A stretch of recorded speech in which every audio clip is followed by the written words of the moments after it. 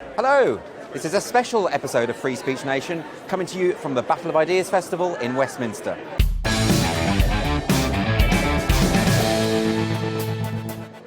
So the idea of the Battle of Ideas is that all sorts of people come together and they debate various ideas over a whole weekend, and there's various strands. They talk about architecture, philosophy, the arts, politics, economics, absolutely everything. I love it. I come here every year. It's fantastic. I'm here with Claire Fox, the director of the Academy of Ideas, and you run the Battle of Ideas Festival. Well, actually, to be fair, my team have taken over, but yes, it's my baby. Yeah. My God, it's good to be back.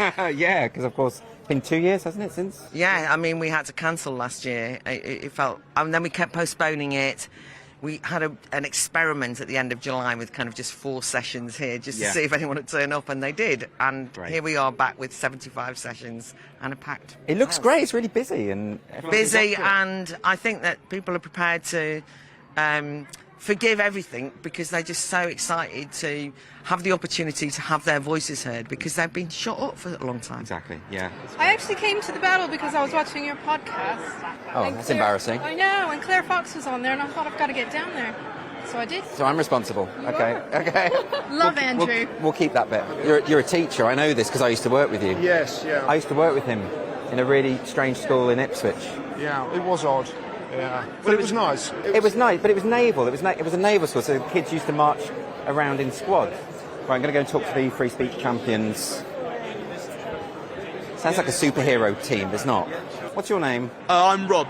Rob, and are you a member of the Free Speech champions? That's correct. Okay. Yeah, I'm a founding member. So tell us what they do, or what you do. So, Free Speech Champions are a group for young people, created by young people, essentially promoting free speech both on campus and within the broader sphere of public life. Yeah. So we are committed to kind of upholding principles of free discussion. We host events where we have guest speakers come in and talk about specific topics. So we've had free speech in the arts, we've had free speech in publishing, and those always have a very good turnout. We promote our work in universities. We're planning to go into schools, which will hopefully be a useful expansion of the project. I'm torn about this. Sometimes I speak to young people and they seem very much for free speech, and then sometimes I hear stories about there's lots of young people trying to silence everyone. Which is more accurate, do you think? I think the truth probably lies somewhere in between, in that no one will nominally say that they are against free speech. It's always at which point you stop supporting free speech. And I think there is definitely a problem in universities at the moment in terms of quite how far people are willing to go to kind of silence viewpoints they disagree with. And I think far too many young people are very censorious, and we are kind of trying to turn the tide on that. Fabulous. This is Don't Divide Us, who are a group. I'm going to try and speak to Alka, but she's quite busy. I never know what you do in these situations, whether I step in or I can't. I have no social skills. Can you tell us about, I know you've been on my show before, but just tell us about Don't Divide Us and what it is you do.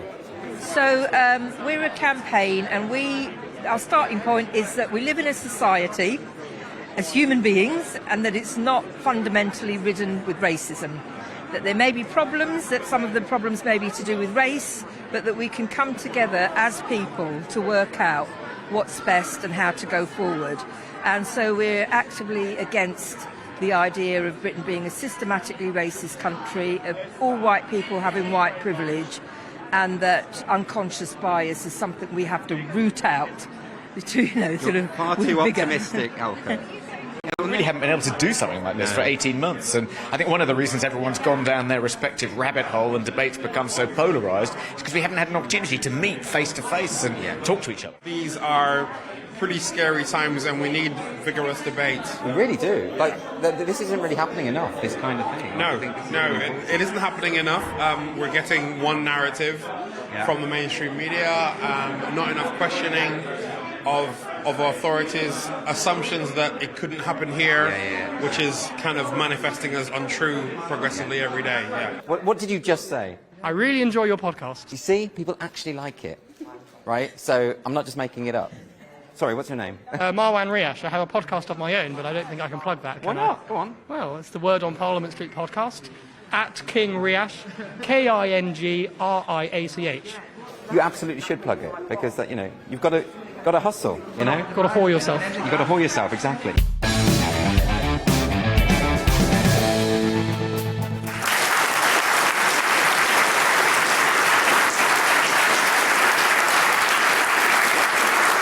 Thank Thank you very much. Welcome to this special episode of Free Speech Nation, which is being filmed at the Battle of Ideas Festival in Westminster. So the great thing about Free Speech Nation is that on this show we would like to really tackle the most important and serious issues of the day: politics, economic inequality, the prospect of a new Cold War, and this story, which broke this week in The Telegraph: is your garden racist? Very important, we need to look at this.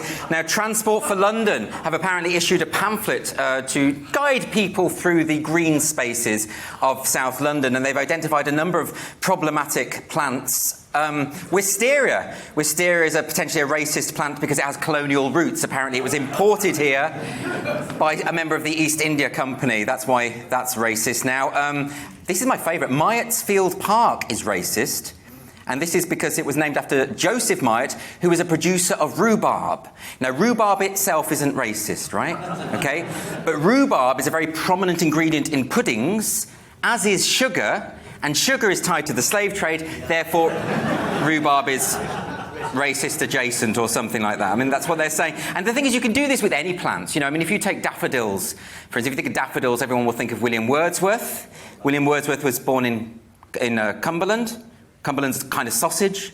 The country that's most associated with sausages is Germany. And Germany is the home of the Third Reich, isn't it? So I think, effectively, if you've got daffodils in your garden, you may as well be draping a swastika over your gazebo at that point. So I'd just like to add, for my own benefit, that I think chrysanthemums are transphobic, and I think henceforth will be known as chrysanthebirthing people. So I am delighted today to welcome my two fabulous guests, the comedians Lewis Schaefer and Nick Dixon, everyone.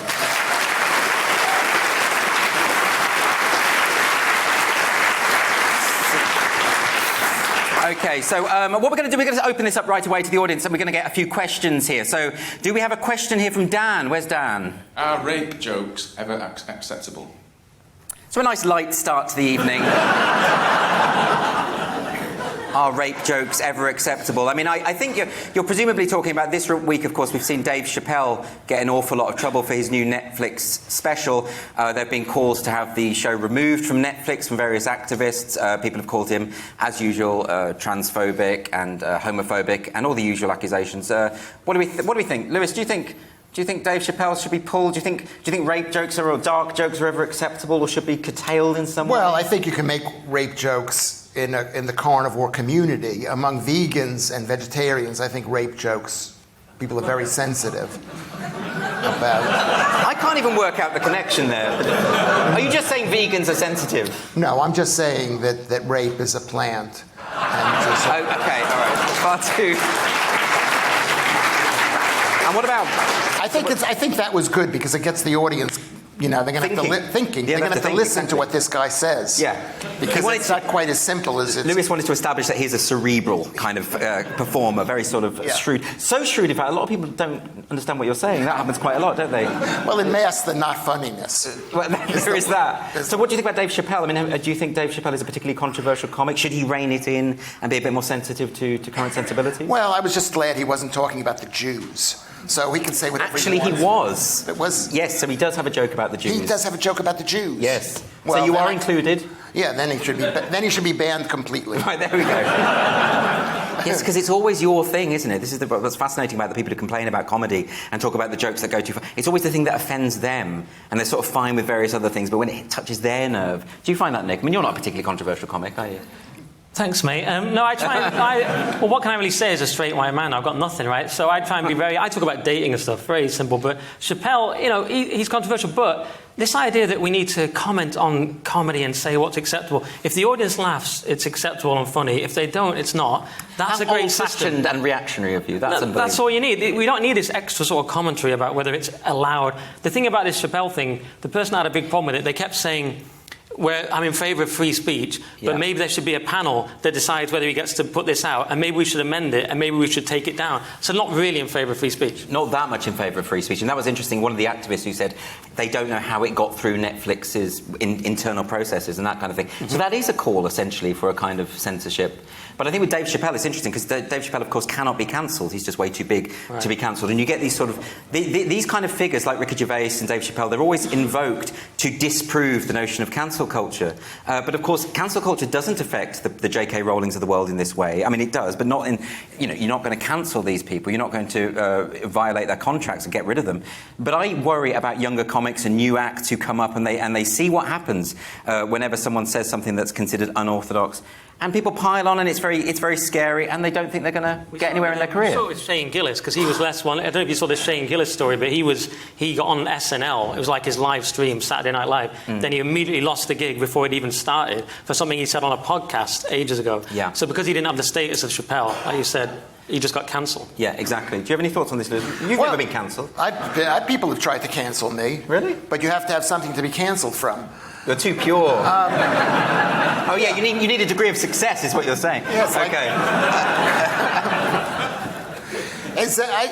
I know personally, and I don't want to name drop, but Dave Chappelle tried to get me fired from when I was working in New York, because I'm from New York. Is this true? I can never tell if you're telling the truth. No, that is totally true. I thought I was a big shot, and I was working at this comedy club as the main guy there, but Dave Chappelle was bigger, and it was like his club, and he came in one night, and he could do whatever he wanted to do because he's Dave Chappelle, but there was another show coming in, so I'm saying, hey Dave, you got to get off the stage, and he was basically going on. He walked the entire audience. So even the best comedians, when they're doing their best material, can be failures. Okay, so what are you saying, Lewis? That Dave Chappelle if this doesn't work out for me tonight. Yeah. That's what I'm saying. No, wait a minute. I think we need to clarify this. So Dave Chappelle was threatened by you. He wasn't threatened by me because I said to him, Dave, you got to get off the stage. There's another show coming in. Interesting. We got to clear the Did he room. actually try and get you fired, though? Yes. Well, I mean, I can't verify this, Yes. but I mean, that's an interesting twist to the tale, isn't it? Yes. If it is indeed true. I mean, he must not have tried super hard. No. You know what I mean? But maybe he mentioned it, and maybe the guy who was my manager said, "Oh, it's all right." He's.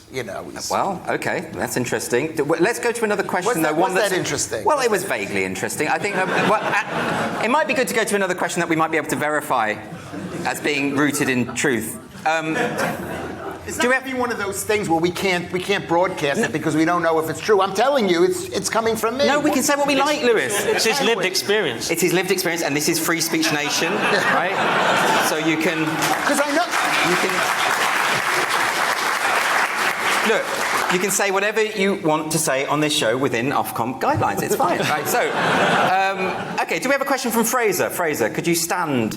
Does the case of Kathleen Stock at Sussex University show that you can stand up to cancel culture if you're brave enough? Very interesting question. Did everyone hear that? Yeah, everyone heard that. Okay, so now Kathleen Stock. So she's an academic philosopher at Sussex University. You'll have probably read about her this week. There was an absolute furore. She's written a book called Material Girls. She's a gender-critical feminist. She believes that the rights of women is intricately tied up with the acknowledgement of the biological reality of sexually dimorphic species. And the protest. Now, of course, I'm for protest, peaceful protest, whatever.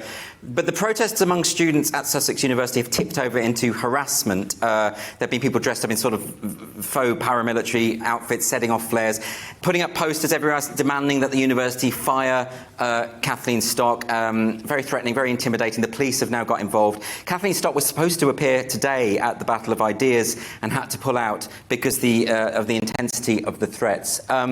So it's a very unpleasant story, and it does. And your question specifically is, does it show that if you stand up to them, they can be defeated? I will say the Vice-Chancellor of Sussex University have put out a very strong statement saying that this is absolutely not going to be tolerated. We believe in academic freedom at the university, and we're not going to have people demand that academics shut up. And I think he should be congratulated for that, because I think so many institutions, they just capitulate immediately, don't they? And that actually I think is very heartening. Nick, do you have any thoughts on this particular story? Yeah, I do. Well, I read this. There was this thing going around the campus attacking, wasn't there? And immediately they said on this wretched island, which already made me suspicious, because you were talking about Britain. They called it a colonial S-hole. It's like you're at Sussex University. You're having one of the easiest lives in history. Let's face it, right? You get up at 12 p.m. talk about post-colonial literature. It's a very easy life. Not as easy as comedian. That's early for me, 12. But you know what I mean? It's a very as soon as they said wretched island, that got me suspicious. And then they also just said Kathleen Stock is a bigot, just this blank statement. And I've been called a bigot online. In that case, they were right, but it was a fluke. Do you know what I mean? Yeah. It was, they're bound to get it right occasionally, but the point is, I didn't trust the tone of that at all. It was incredibly aggressive, incredibly nasty, and you look at what she's actually done, and it's just incredibly reasonable. So yeah, it's great that they finally, like Fraser said, stood up. It is great. For once. And if you read, you can see the statement from the activist group that attacked her online. I mean, the first thing to say about it is barely literate. Right. These people can't write. Right, so I think they just don't read books, and they don't have this conception of sort of diversity of opinion and different ideas. But also, it was threatening and intimidating. And I'm one who has been mobbed by the Be Kind lot online, and the people who sort of, you've been mobbed as well by the people who stand up for compassion and love, and it's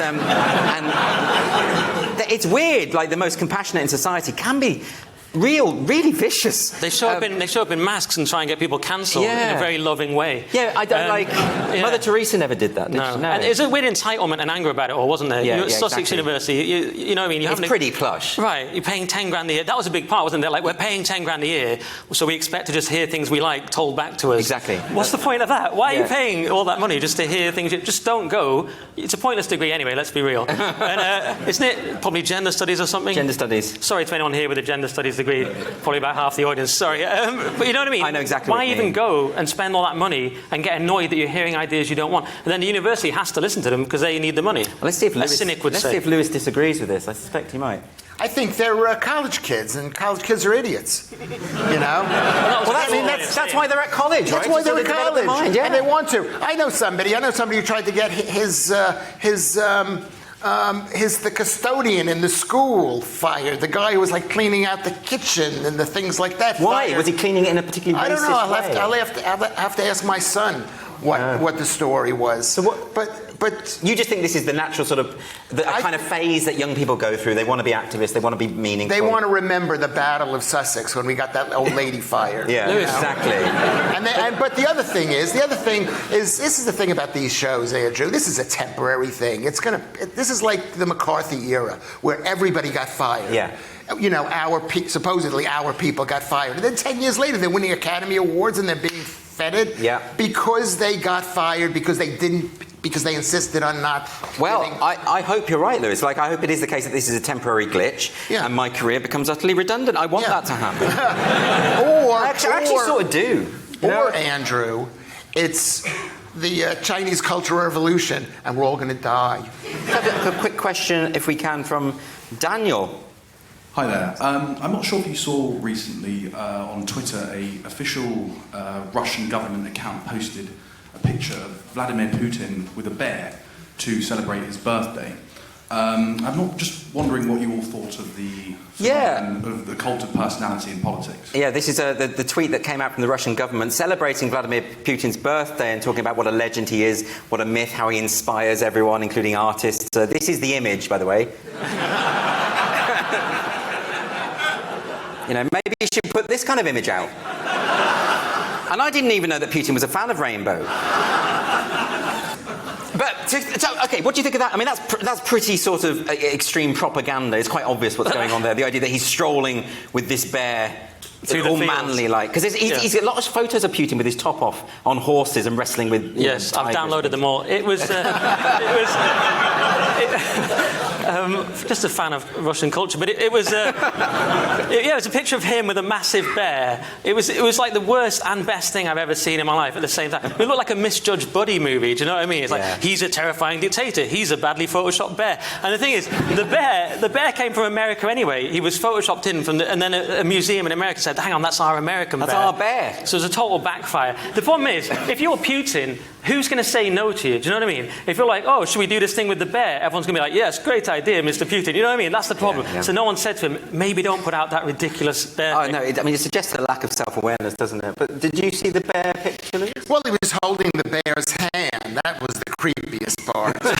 I mean, it wasn't like he was riding. You could see him riding the bear. Oh, that would be quite majestic. Yeah, it would be like he's Putin. He's riding a bear, but he's actually holding or killing the bear. To it was. You're right. It's extremely gay.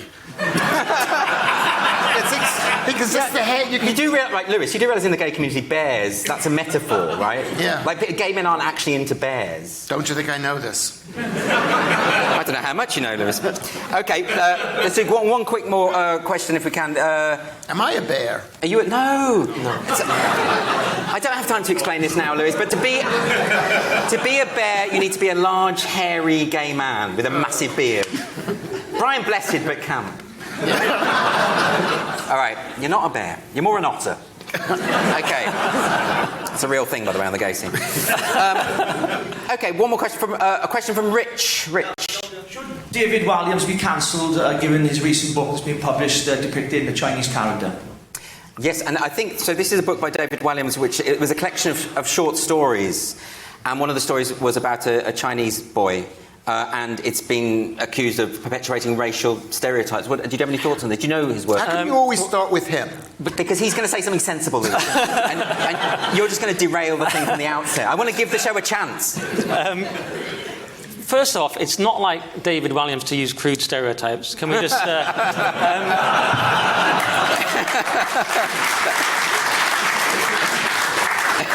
I feel terrible about it because he was the only one that was nice to me on Britain's Got Talent, so I feel really bad. Great guy. I was on Britain's Got Talent. It's a whole other story. David Walliams got me fired. No, he didn't. He was actually nice to me. So great guy. But he did this thing about Wong, the name wrong Wong. There was a sort of pun. What the weird thing about that is, on the Daily Show a few years ago, there was a guy interviewing a woman called Wong, and he was saying things like two Wongs don't make a right, and like jokes like that. Yeah. Not my joke, but I'm glad you still like it. It's racist, by the way. But weirdly, that's a very lefty show, and that was okay then, but already it's now not okay. Yeah. Well, the rules change very, very quickly. They are quite rapid. And also it was about stereotypes. They were saying that the kid in the book is good at maths because they're Chinese. That's right, yeah. And that's terrible. But I mean, but David Walliams would know in particular because, of course, some of his old shows, they aged incredibly quickly, didn't they? And got them in an awful lot of trouble. They aged in minutes, some of them. Minutes, yeah, exactly. But they were already outdated when they came on. But yeah, I don't know. Look, I don't know. Should it be banned? I don't even care anymore. I've got no idea. It doesn't matter. What do you think, Lewis? Do you think it should be banned? I think it should be banned because it makes everybody else feel bad because the Chinese kid is good at maths and we're not. And our kids are not. And that's like an insult. It's an insult. Your kid's good at math. Your kid's a high achiever. That's considered to be what kind of world do we live in when that's considered to be like I'm a Jew. If someone says to me, "Oh, you look like you got a lot of money," am I going to be offended by that? You know what I mean? Am I going to be? And the thing is, the kid's wearing glasses, right? And this is the thing that. The reason why he's wearing glasses is he's got to remember 5,000, 50,000, I don't know how many of those Chinesey letters that they have. Right? You've clearly done your research here. No. Whatever it is, he spends all day. This is why Chinese people need glasses. And because their alphabets are too... No, because they spend their life right here. Of course they can't see in the distance. They're not hunting for deer. They're right here. And it's the same... No, you don't need I'm going to put a stop to this in a minute. No. You don't need to wear glasses because I used to wear glasses up until about 8 years ago when they were broken by a fist and they didn't replace them. And the reason why smart people wear glasses is because they've been reading right here. Yeah. Right. Everything you just said is so much worse than what's in the book, by the way.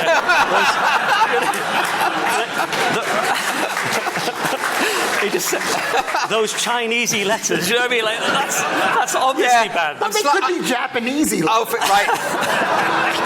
Getting slightly nervous now, so I think it is a good time for a break. So join us after the break on Free Speech Nation. Thank you.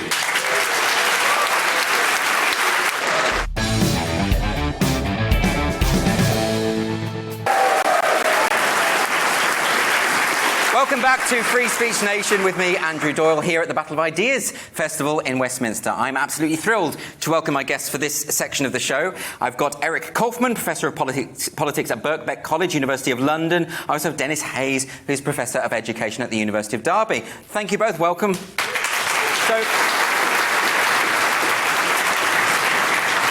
So the reason I wanted to invite these guests today is a lot of the Battle of Ideas is obviously about debate and hearing different sides of the story. And this is a show about free speech. Now, recently there have been some overtures made by the government insofar as they want to introduce legislation to tackle the problem of the threat to free speech on university campuses. There's a couple of questions going on here. Firstly, to what extent is there a problem with free speech in higher education? And secondly, whether the best remedy to that is through the government. In other words, is it right that we should be imposing a kind of restrictions on censorship? It feels weirdly counterintuitive, and I'm not sure where I stand on this, and that's why I wanted my guests here today. Let's hear from you first, Eric Kaufman. What do you make of this? Well, I think it's very important for people to understand that the government can protect and advance freedom. Okay, and that's very tough, particularly for some libertarians, to grasp. Now, how does that work? You've got to understand society has got three levels. There's the government, institutions, and individuals. If the threat to freedom is coming from that middle layer of institutions, the government can have a role in actually protecting the citizens from those institutions. And the authoritarianism and the illiberalism that we have is now strongest out of these institutions, such as universities, perhaps tech firms, perhaps other kinds of organizations that wear this ideology of wokeness, which I would define as essentially the sacralization of historically marginalized race, gender, and sexual identity groups. That's wokeness in a sentence. But that is essentially coming from these institutions, right? So we need, in some cases, the government to be able to check those institutions from oppressing individuals' freedom inside them. And that's why we need this legislation. That's actually incredibly clear. Thank you for that. Thank you. You could have done with a diagram, actually. That would have been great. Yeah, that would be. I usually use diagrams in teaching, right? Yeah, that was very good. OK, well, let's hear from Dennis Hayes about that. What do you make of that? Well, I've only been called an anarchist twice. Once was today and once by a member of the European Commission. And the reason is I don't trust the state. If you believe that the state is going to protect your freedoms, that's a step towards civility. Yes. So being servile, not freedom. But today I've been listening to people talking about academics, and they really worry me because they've been described as fearful, afraid to put their heads over the parapet, lacking confidence by people who are putting the argument for protection. Now, that's a really funny thing, because academics have quite a good life. You know, they get a decent salary, they've got lots of influence and power, but suddenly they're presented as fragile. We've got them playing the victim card to get the legislation in. So basically, you're saying that academics can't cope.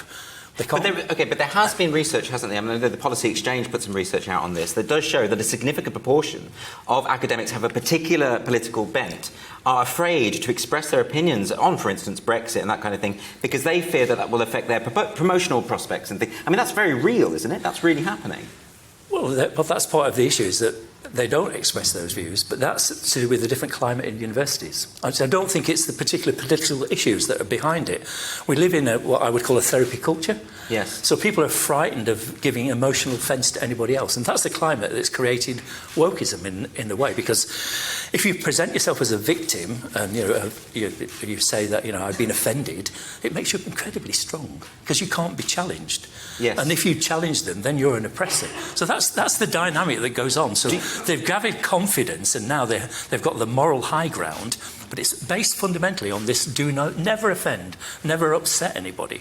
So do you think, are you making the claim, therefore, that the academics who claim that they are being silenced are in a way playing the victim for the purposes of power? Because that's from that woke playbook, isn't it? Well, I think they can do that. I mean, that's the way you get power. You play the victim card and you will always get an attention. Do you think, Eric Kaufman, that Dennis has got a point, that that in a sense the academics are at fault for just not being open and honest about what they think, and they shouldn't be unfair?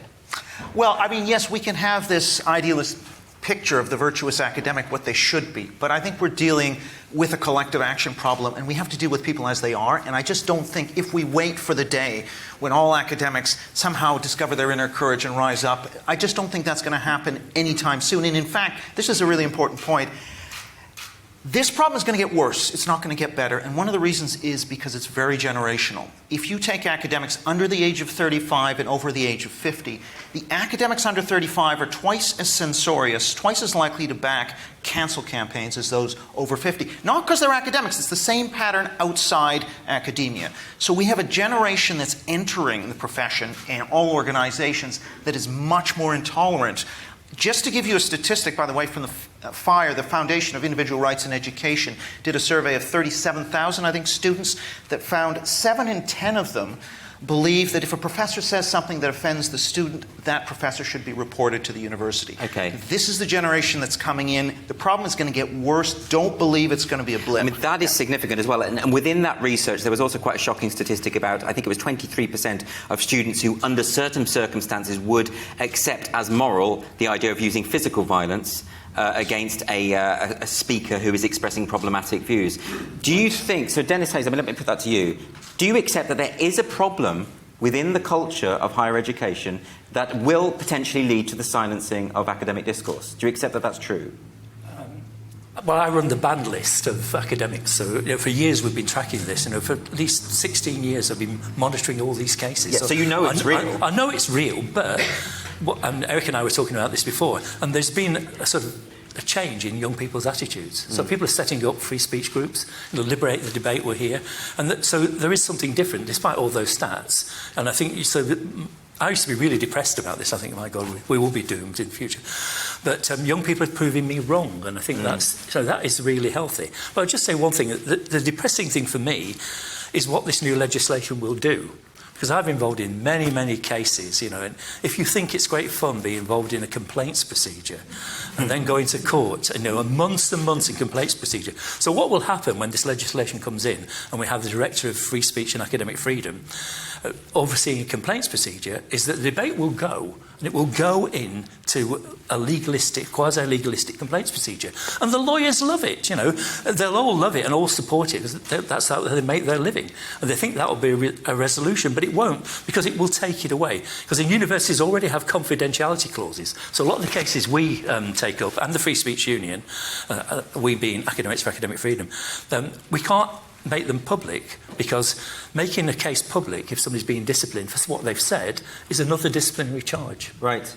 Can you come back on this, Eric? Because I suspect you want to. Yeah, I just think you have to think back. If we consider the time, in 1960, University of Mississippi, they didn't allow black students in. The federal government essentially desegregated the universities. I don't think there are many people who would say that was a bad idea, right? We could have allowed those black students and people within the university to eventually come up with their own self-generated solution. But I think in some cases, it is definitely the case the government has a role, really. But that's a very specific instance. Right. Isn't Dennis right to say that we should mistrust the state, ultimately? I don't think so. So obviously the state can overreach, but the one thing about elected government is they are scrutinized by the media. This is a much more transparent entity than organizations and universities that make decisions behind closed doors that are not subject to scrutiny. So let's, by all means, if people want to vote and see that these institutions are persecuting people for their views and they accept that, great. That's out in the democratic debate. And fine. I think that's just much more open. But is the better way to actually persuade the next generation that it's better to have open and honest discourse? Is that not the better way to do it? But the only thing I'd say is, yes, Dennis is right that we have to get a free speech culture in the population. But that's a long project. As I said, the generations coming up are much more intolerant.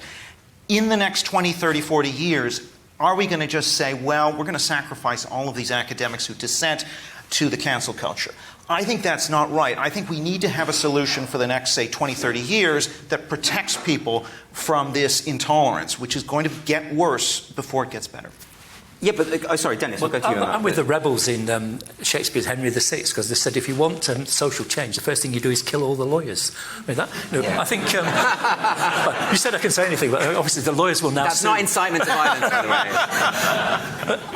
way. It's a long-term project, but the fight for free speech is constant. You've got to constantly fight it. And I think what's changed is that a lot of groups and academic campaigners have given up. They've just given up and decided to let the state try and do it. And it won't do it. The state will not protect your rights. We already got... The changes that are being made, apart from the litigation and bringing student unions within the remit of free speech, are all about complaints. And that's not going to be a healthy future.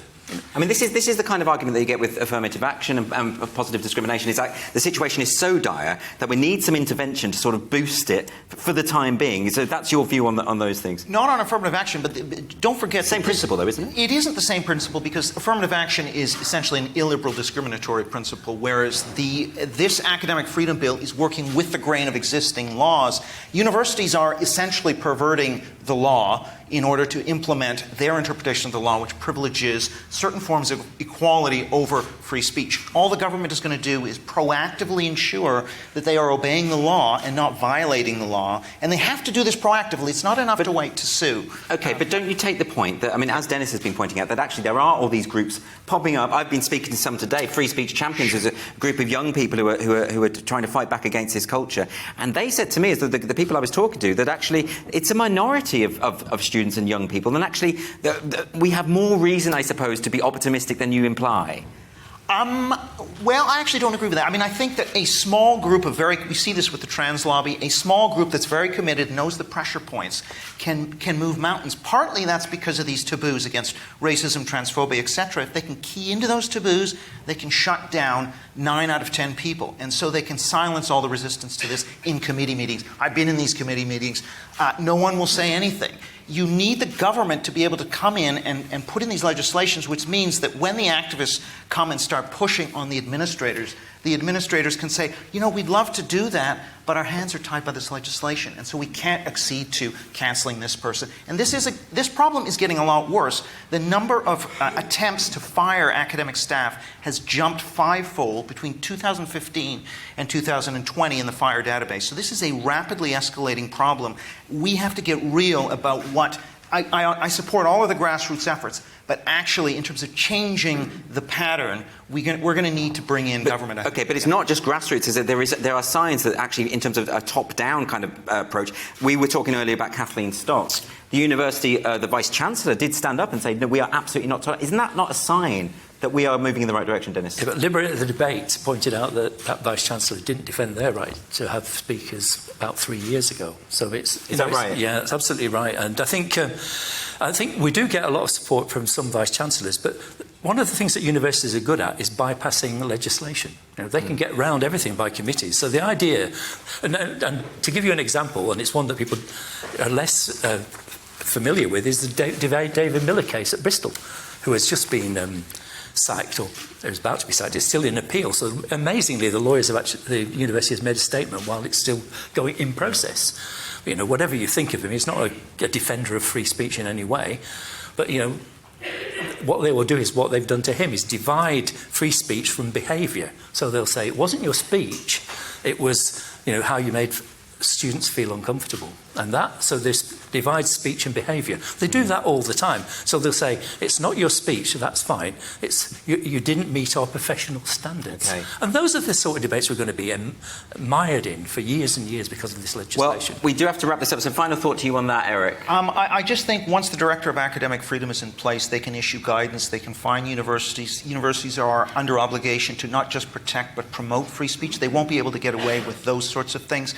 This is absolutely vital for the health of free inquiry and rational debate. Right now, the universities are being perverted away from their truth-seeking mission. I think this is absolutely vital legislation. It's really fascinating because, of course, you're both after the same end point. It's just you believe there's different ways to reach it. But fantastic talk to you both. Thank you very much to Eric Kaufman and Dennis Hayes. And we'll see you after the break on Free Speech Nation.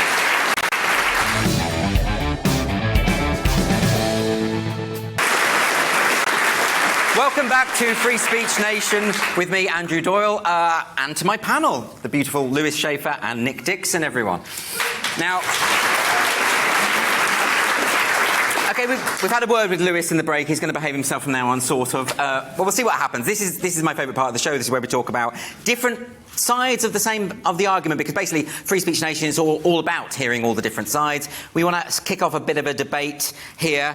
This week, I thought we'd talk about relationships. And Nick, I believe you're going to argue in favour of relationships, and Lewis... Why is that funny? Yeah, well, I mean, it's kind of funny. And then Lewis is going to argue against relationships. So I think we should... Let's start with Nick Dixon, everyone.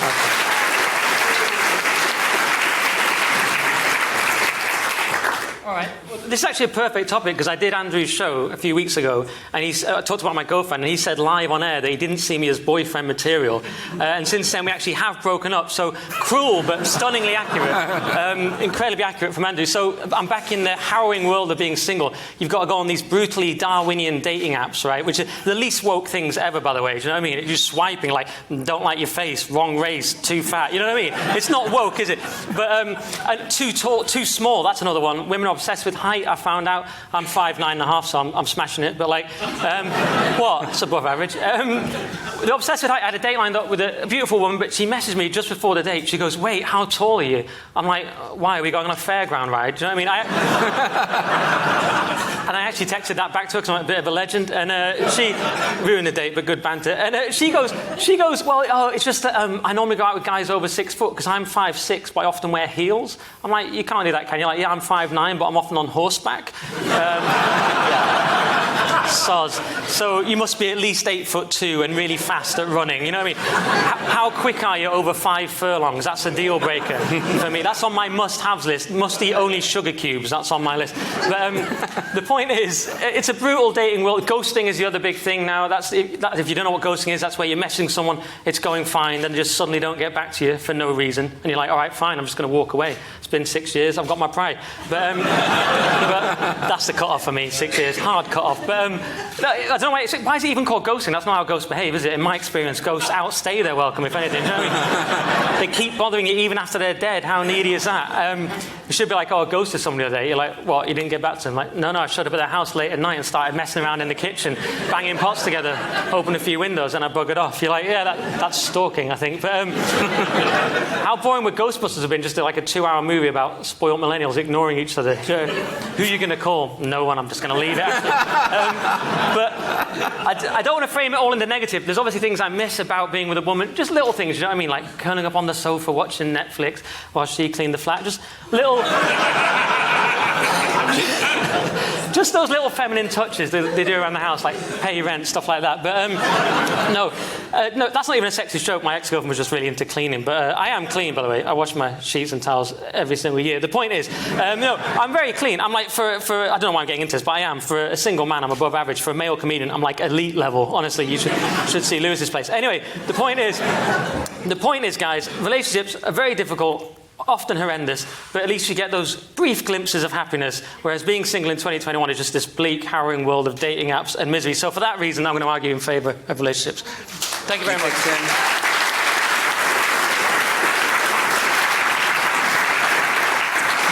Very persuasive, I thought. Lewis, you're going to argue against being in a relationship.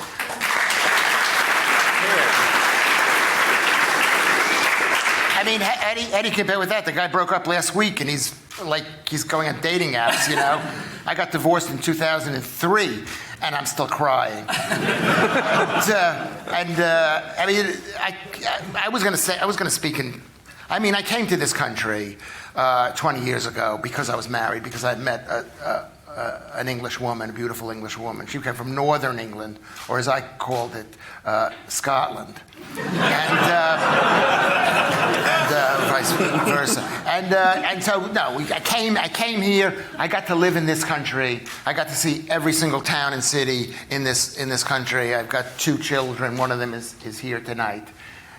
You know, from being married. So that's why I'm against it.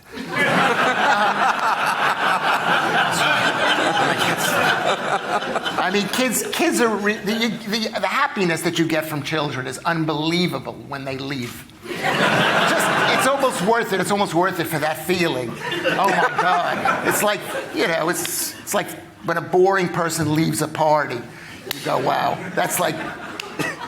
It doesn't matter. He takes his mother's side, so for me, it was like I always wanted to be in a relationship because that's what we always believed in, you know. And I married the first woman that I had sex with.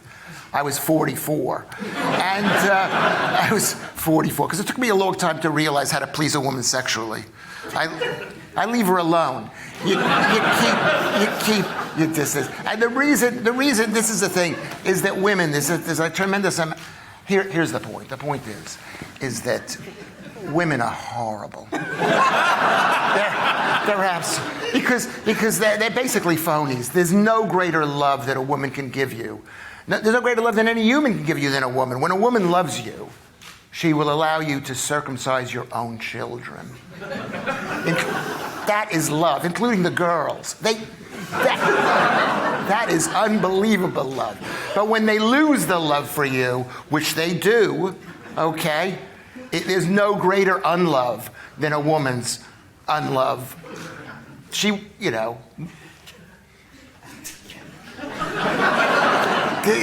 she's like dead. You're like dead to her.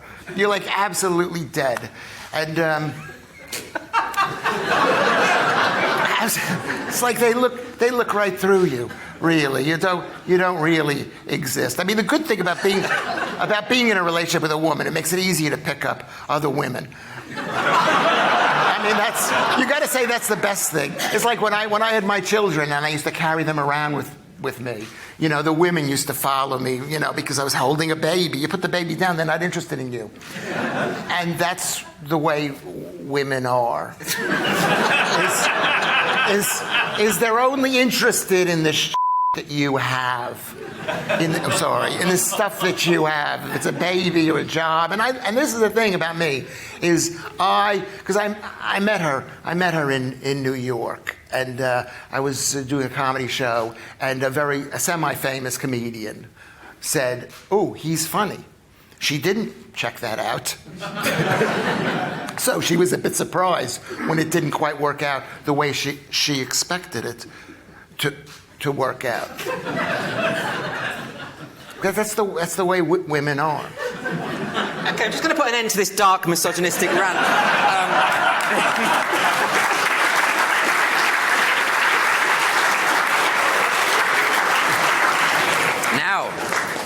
Now's the time where that was so much worse than his Chinese stuff. It's so much worse. I didn't think you could top that. Do you know what? I left a bit out. Yeah, we self-censored, and his son is actually here. Anyway, it's a Freudian nightmare. So what we'll do, at this point in the show, I'd like to vote, and this is where we're going to put the responsibility on you to make a judgment about what you just heard. So, which is the more persuasive argument? And we don't have technology. I have to just gauge the level of enthusiasm. Can I point out? Yes, Lewis. He's trying to rig it again. He's trying to rig it. No. I'm just trying to explain why you cannot vote for me. Because first of all, women don't want to hear what I just said. They don't want to believe that. And then the men who are with women, the few that are here, because you're mostly incels, the men that are with the women, all you're seeking is a quiet life.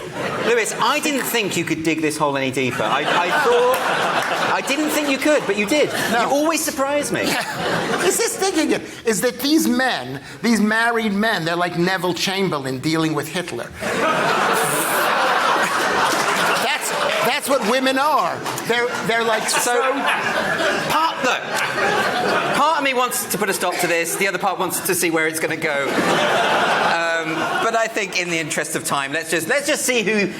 Okay, give me a round of applause. Who thinks that the most persuasive argument there was by Nick Dixon?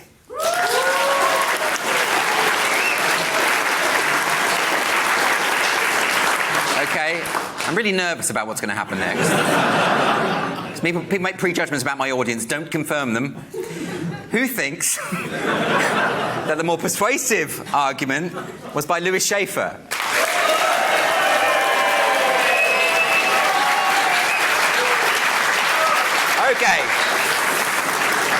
Okay, you're all misogynists. Here we go. So, okay, well done, DJ. Well, anyway, I think that's a good place to... Let's have a break and recuperate, all right? I'll see you in a few minutes.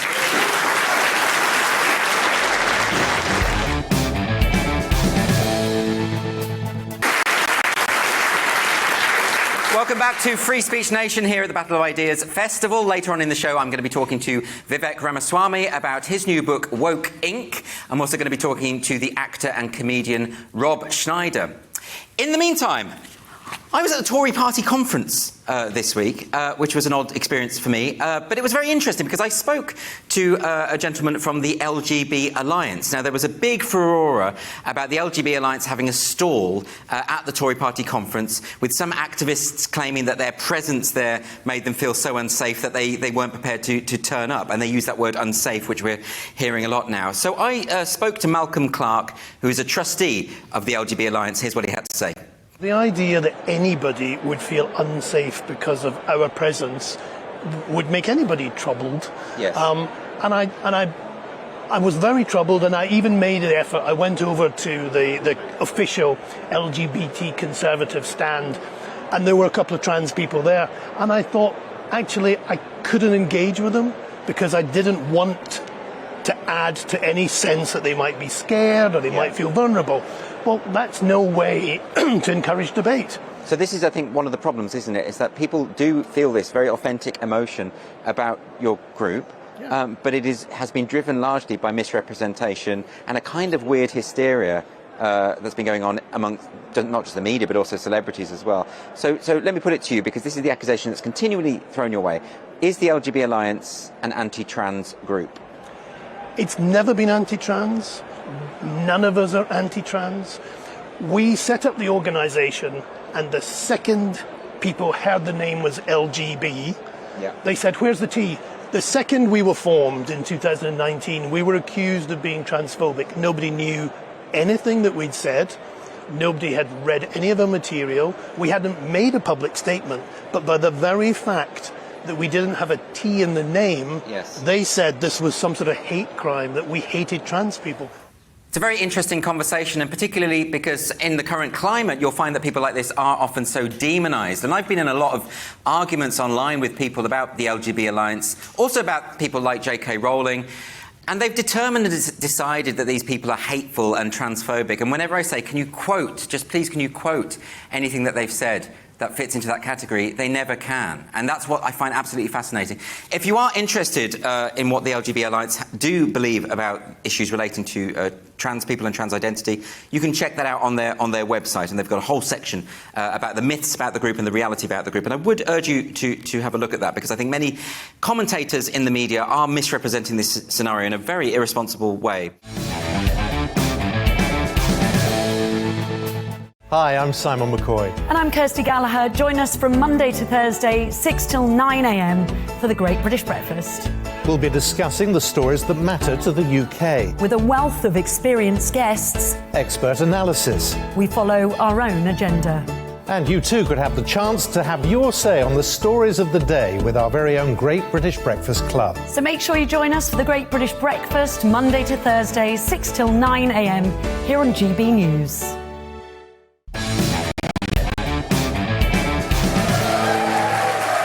Here at the Battle of Ideas Festival, so I think it would be great to get the audience involved again. We have a question from Mike. Where's Mike? Mike is over there. Hi. One of the manifestations of cancel culture, wokeness, is attacks on various aspects of culture in general. Morris dancers putting a bit of blackface paint and being accused of racism, or Shakespeare's Tempest being accused of promoting colonialism, or comedians telling jokes that inspire hate or whatever. Is this just idiocy, or is it actually something much, much more sinister? Is it really an attempt to damn by association the political culture that this society has developed? Free speech, independence of mind. I mean, when you get up on stage and tell jokes that you think are funny, are you just being a comedian, or do you actually think you're defending something much more profound and worthwhile, i.e. democracy? Thank you, Mike. Not as concise as I would have liked, but thank you for the multiple questions. So what do we think about this? Specifically, he mentioned there the Morris dancers. The Morris dancers have been in the news this week. It's the Britannia Coconut Dancers of Lancashire who have come back, and because there was after the Black Lives Matter protests last summer, there was a kind of decree brought down from the Morris Dancing Association or something like that, saying that the blackface tradition, where they paint their faces, was no longer acceptable. Some Morris dancing troupes started using blueface, which is very offensive to Smurfs. But now this particular group is bringing the blackface back. What do you think of that, Lewis? Who is Morris? Yeah. It's not really an American question, this one, is it? So no. You know the scary people who dance around in bells and hit each other with sticks? Those people. Yeah, I've been to those clubs. Do you think that Morris dancers should have the right to wear to blacken their face? Yeah, because it's not trying to be like, and this is what I think. I think what they're trying to do is whatever this whole cancel culture thing is. It's trying to attack the British culture, and as an American, I don't think British people understand what's good about this country and what's rubbish. Okay? I mean, there's so much that's absolutely rubbish. But okay.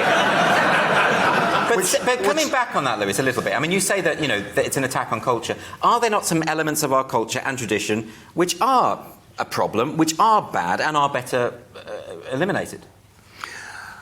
If black people cannot be part of that Morris dancing troupe, I would say that's not happening. Black people can be Morris dancers. Then I would think there's no problem. Well, it's interesting because actually the blackening of the face doesn't have a racist origin. I think a lot of this is we think of like the black and white minstrels or Al Jolson or this kind of tradition of racist tropes being perpetuated through blackface. The origins of the Morris dancing blackface goes back to the 15th century, and it was underpaid mill workers who were darkening their face so their employer didn't see that they were earning extra money from dancing. It's got absolutely nothing to do with race. So it then just becomes about the image that people have a problem with. I mean, what do you think about this, Nick? Well, I'm glad you asked, Andrew, because this is my people. Half my family are from Lancashire, so not that I'm defending blackface or do it anymore, but the point is since the incident, but the point is, no, it's like you say, it's an old Lancastrian tradition. It goes back, like you say, to underpaid mill workers. So it's one of these examples of different types of oppression bumping up against each other. So obviously they should have the right to do it because it's their tradition of being oppressed by the mill owner. But that's the point. Is that it feels almost as though context doesn't matter in these debates anymore. Although they have been allowed to still do it, and they are still doing it, so they did win. They are. That is true. But I find that a lot of these sort of the policing of language as well. It becomes things like master bedroom being a problem because it might be connected to slavery, even though the phrase has nothing to do with slavery. It's almost like there's a kind of knee-jerk response just to either an image or a word without any kind of attempt to grapple with what the origins of that might be. Exactly. There we go. So, you put it so well. Can I ask you a favour? In the future, always go to Nick first. That's what I was trying to do earlier, Lewis. Yes. And then you complained about it. You felt I know, but you don't have to listen to me. No, that's true. Well, let's go to the next question. I think if it bothers black people, then you don't do it. I mean, it's about being nice to people. Hang on, you completely contradicted your earlier point. That was a complete contradiction. Because as I was talking, I was listening to myself, and I thought it was stupid.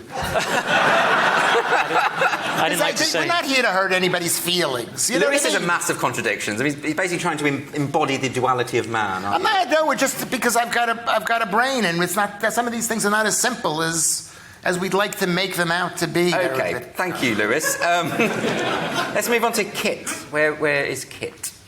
I just thought I'd ask, do you personally believe that the BBC is impartial, and should it be impartial? Very interesting. So, and this week, of course, there are rumours flying around that the BBC is thinking of withdrawing from the Stonewall Diversity Scheme, which, of course, has happened with Ofcom and various other groups, Ministry of Defence and places like that. But there's this broader problem of what has been described by Nadine Dorries as groupthink within the BBC. Do you think that's right? Do you think there is a problem there? Well, my take on the BBC is it's an incredibly biased and increasingly irrelevant institution funded by an anachronistic and unfair model. Unless they want to book me on a comedy panel show.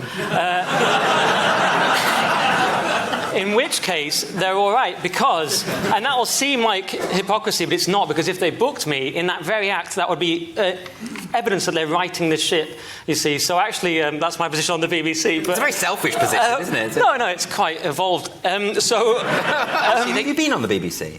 I did once on a live show called Sunday Morning Live, and they owe me 100 quid from that. They never paid me, right? They want the license fee. I'm like, mate, give me the 100 quid. I'll give you 54. Call it quits, right?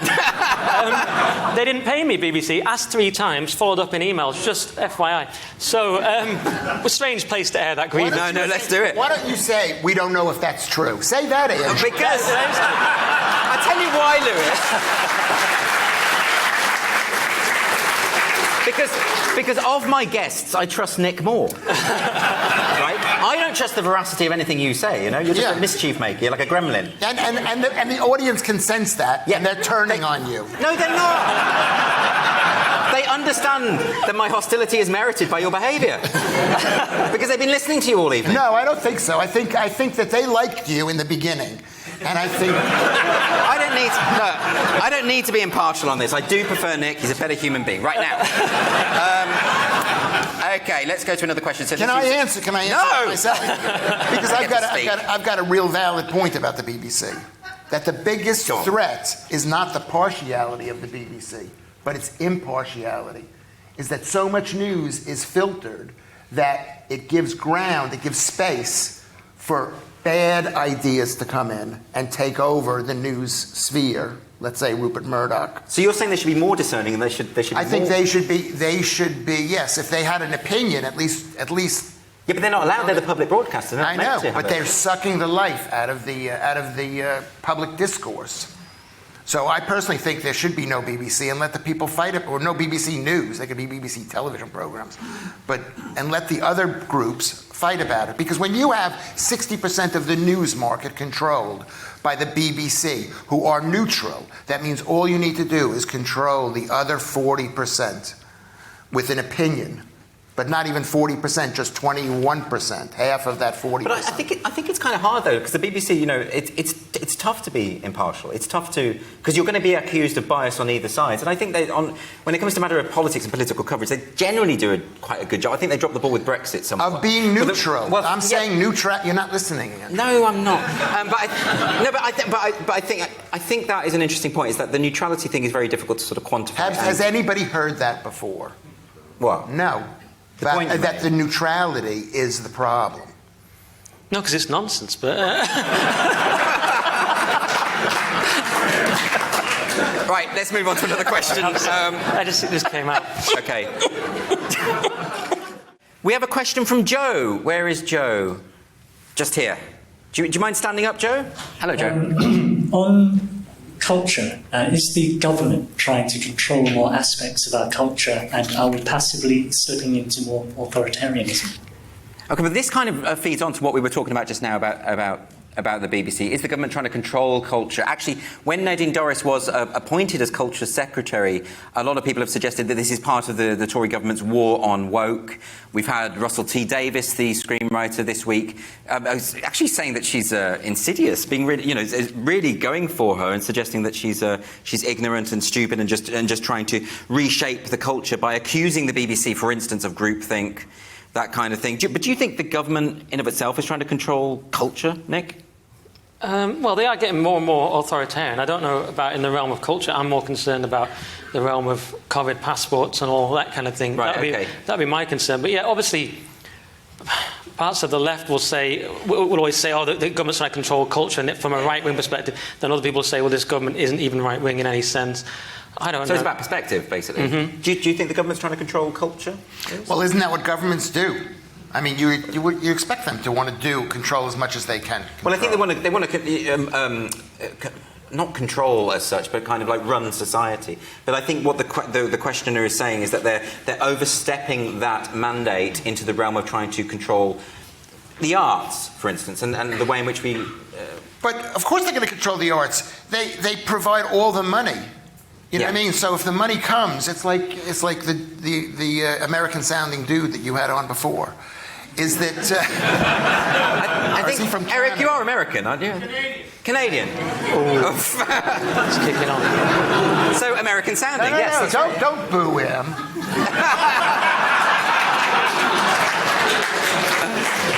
It's like the simplest method of controlling free speech at universities is to stop the government from providing money and insist that people pay their way at the universities. And this is why I think like the BBC and artistic enterprises ought to have editorial independence from the government. So we get the Arts Council funding and that kind of thing, but they have Lewis's example is interesting because we've got this odd position where the government has to defend freedom of speech, but by stopping universities from getting rid of it. So you actually have That's what we were talking about earlier. You weren't paying attention. That was what the debate was about. Oh, was it? Yeah. I was in the loop, but yeah, we've covered that now. Oh, okay. Yeah. All right. We'll edit that out as well then. Take me out completely. Let's just have Lewis. Just a monologue from Lewis. A bizarre monologue. Yes, if we want to get cancelled, we will do that. Okay, so a question from Tessa. Tessa. Aston University, another university, has decided to advise its students to stop using sexist and racist terms. One of the phrases they say should be used is one-man show. So I was just wondering, as comedians, are you happy to appear as a one-human show? A one-person show or one... Yeah, so Aston University, so it's words like man-made, forefathers, seminal. So all these sorts of... which have apparently connotations... Masterful, old masters. They don't want to talk about old masters. So anything that has basically gendered potential in the language. A one-person show. I don't. You've had many one-man shows, haven't you? Yeah. Or as my ex-wife used to say, a one-mouse show. But do you think that there's something to be said? I mean, apparently... I made that up. Apparently, she's horrible, but she wasn't. She wasn't that horrible. No, she was, but not. I made that up. That's the kind of thing she might have said. Yes, Lewis, focus. So Tessa is talking about the idea of gender-neutral language, but it's interesting with this one, right? Yeah. So this isn't just someone sort of making a suggestion. Aston University are saying to the students, avoid these terms, don't use these words, don't use seminal and forefathers, and that kind of thing. Do you think they have a point to that, or do you think they should? Well, it's like something like workmen or something. I mean, if it's the men who are doing the work, why not call them workmen? I suppose the argument would be that if you call them workmen, then women will be put off from going into those professions. I think they're put off by doing it by the word work. Nick,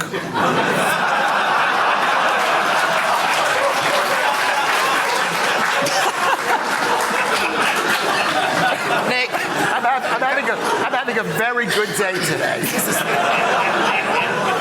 Don't expect that the next time you see me. I have to go to you now. No idea how to follow that, or anything Lewis says. But this was a bizarre example. They wanted to replace all these words. One of them was like they wanted to replace masterful with domineering, which is not even the same meaning, is it? Man-made. Right. They wanted to just replace everything. Yeah, I think we should just move towards just using sounds like whales. Not Welsh people. Sorry, Richard. No, the animal where just noises. Yeah, you don't hear of like whales and dolphins being cancelled, do you? Well, you don't. Flipper's not on anymore, but that's an obscure reference. Anyway, that's you can't misgender someone through squeaking, can you? That's my point, Andrew. Yeah. And I'm glad I made you say that. Yeah, it's a good, sophisticated level of debate we've got in this. I'm a club comedian. What do you want? Yeah, I know. Anyway, so look, let's go to a break now. So after the break, I'm going to be talking to the actor and comedian Rob Schneider. Join us then.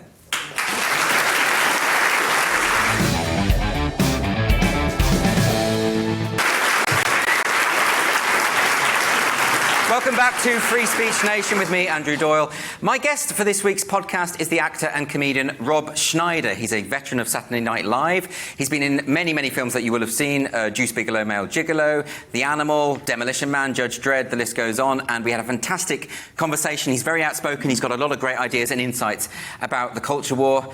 This is what he had to say.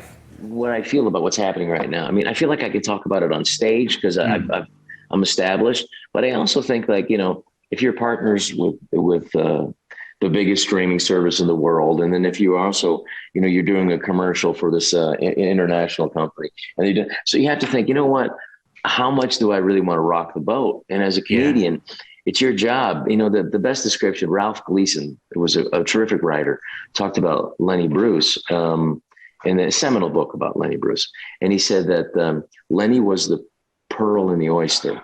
Yeah. And Lenny Bruce, the great American comedian. And so the oyster is a beautiful thing. It's created. So the oyster is the society, and it creates this beautiful thing, a pearl, like Lenny Bruce. But the pearl is attacking the oyster. Yeah. So and it has to cover it, and hopefully it just goes away, and it's this beautiful thing. So I do think that sometimes I think people forget that this is supposed to be an irritant. You are supposed to, as a comedian, you're supposed to be controversial. You're supposed to take the other side. You're supposed to get the audience to question their foundational thinking. And that, to me, what's happening with this wokeism, and I've been thinking about it a lot, because also it has to do with this new religion of scientism, is that what was really happening is this, as our good friend, Professor Peter Boghossian, formerly of Portland University, Portland State University. Yeah. He will tell you there is even though they claim to be atheist, or they claim they are still, there's a religious architecture in their thinking. Yeah. And so in that religious architecture, you're either with the religion or you're a heretic. And if you're a heretic, they try to burn you at the stake with this new fanaticism, and the burning you at the stake is social media. I think that's a really good comparison to make insofar as, so when Peter Boghossian resigned a couple of weeks ago now from Portland State, in his resignation letter, he said that the students at Portland State are no longer being taught to think. They're being taught to mimic the ideological certainty of the people there. And that's, of course, the opposite of what is needed from higher education. And then similarly, I find with a lot of comedy... That's just indoctrination. That's indoctrination. Quite. But then for some reason that's seeped into the arts as well. So, maybe not with all creatives, but with commissioners, with executives on TV, with the people who run comedy clubs, run theatres, it's almost as though their expectation is, first and foremost, are you towing the ideological line? If yes, then we tick that box. Now are you funny? Now are you talented? And those things become secondary. And that worries me an awful lot, actually. I don't know why I'm even telling you this. I agree with you, but I don't know why I'm telling you this. But like when I talked to Norm Macdonald and I said his talk show, and I said, well, Norm, I would have gone on there. And he said to me, I was only allowed to have 2 white guys in the show. And I'm like, what? Yeah. And I said, hey, listen, don't make anything up for me. And he said, no, 2 white guys. So wow. I do think like there are things that there are impositions, and like I said, I got in some, well, I wouldn't say trouble, but I got in the news because anybody who speaks and talks about this as it seems to be like, like, thank you, but I would say like much of comedy, late night comedy was indoctrination, cheering, indoctrination through comedic imposition. I mean, it really is just, it's just more cheerleading. It's just, all you had to do was bring up Trump during his breath. And like, not that he was the be all end all, but it was such a frustration in society that we developed the Trump. But like, just attacking him, it isn't comedy. It certainly isn't challenging or interesting. So no. I found that, then the really interesting part was, I said to myself, if you could just replace this late night comedian stuff with this late night comedian stuff, with this person's, and you realize it's irreplaceable, then they don't have a singular voice. Then that's absolutely not interesting to me. No, that's absolutely right. I think what marks out a lot of those kind of comics is that exactly what you say. You could give their material to someone else and it wouldn't matter. Whereas the really exhilarating stand-up performances, like if I watch your stand-up set, I can't imagine anyone else doing your material. It's so wrapped up in who you are and what your onstage persona is, and that I think is what makes it work. Thank you. And I worry about this idea, and particularly what you said earlier, which I think has really stuck with me now, this idea of needing the opportunity to fail. When I heard when Louis C.K.'s Work in Progress set had been leaked and people were surfing and criticizing that, and it wasn't a finished product, but even the product that had gone out, I thought was rather brilliant, because I want comics to be anarchic and shocking and destabilizing and making me feel uncomfortable from time to time. That to me is these people we're all messed up. We're all messed up. I went out to go see when Eric Idle and John Cleese were performing in Florida, and I just told my wife, because we just had a new baby that was about a month old, and said, "Can I just go for 2 days? Just 2 days, please?" And and she knew how much I love John Cleese, and so she said, "Absolutely, just go. We'll come back, and then I'll give you the baby." So I went out there, and I was really lovely because I was out in Florida, and it's like 5 years ago now. And Eric Idle we went out for drinks after, which was fantastic. And Eric said, I'm going to do a terrible Eric Idle accent. He said, we're all messed up. We're all messed up. Like my father came back from World War II, came back, and then he may survive World War II, and then was killed by a tram on the way home when Eric was 5. And I just like, oh my God, my mom was a war survivor who passed away just this year.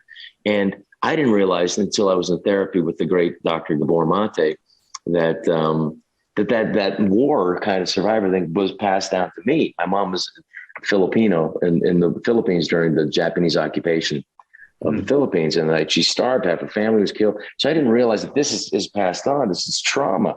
So the people who are willing to expose themselves to potential humiliation.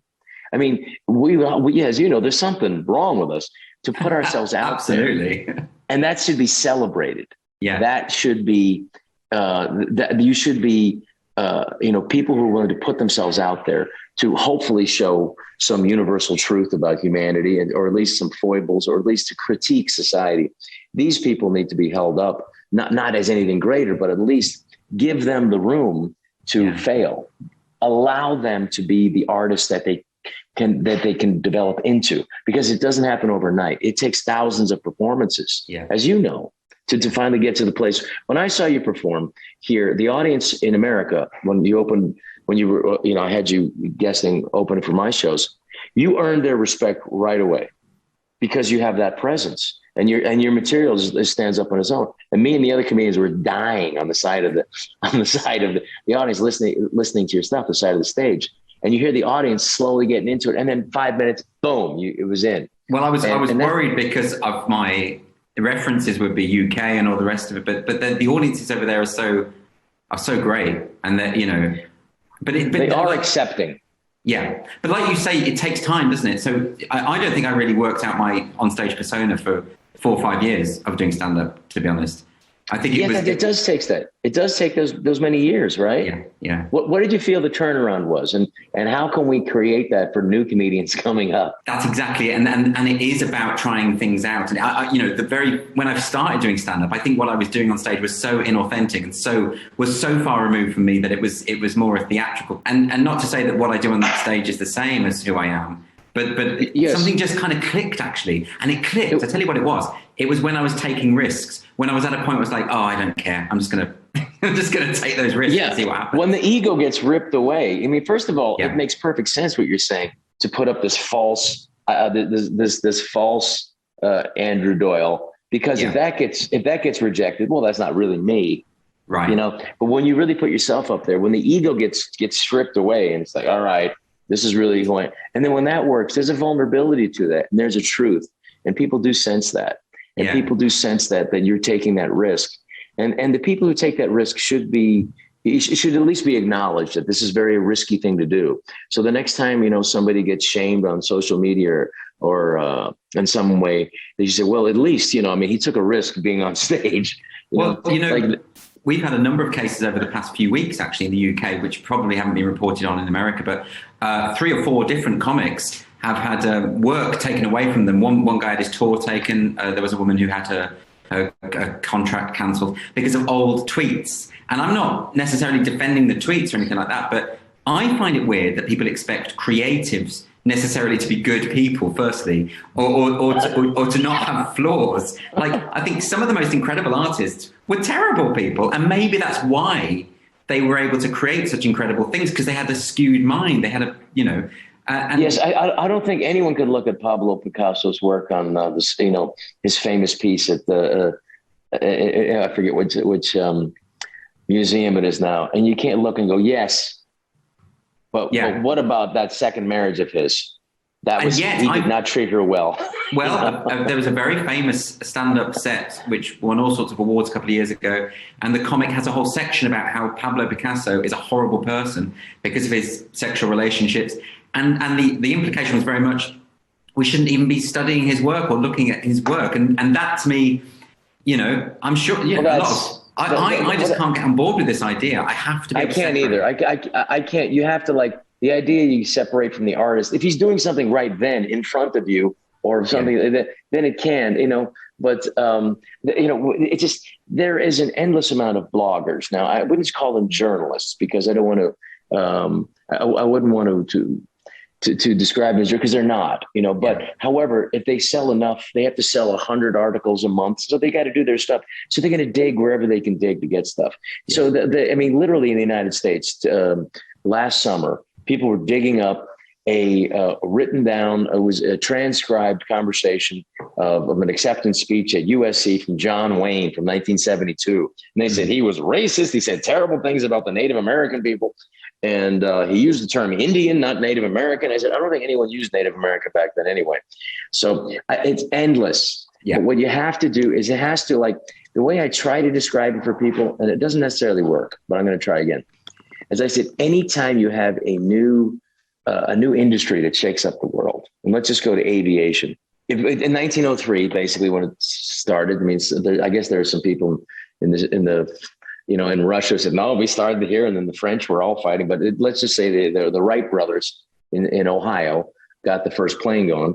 And it really took about 15 years from 1903 to 1918 to where people, they were able to take this new industry to start using it to kill people and drop bombs at it. This new thing, or by 1918.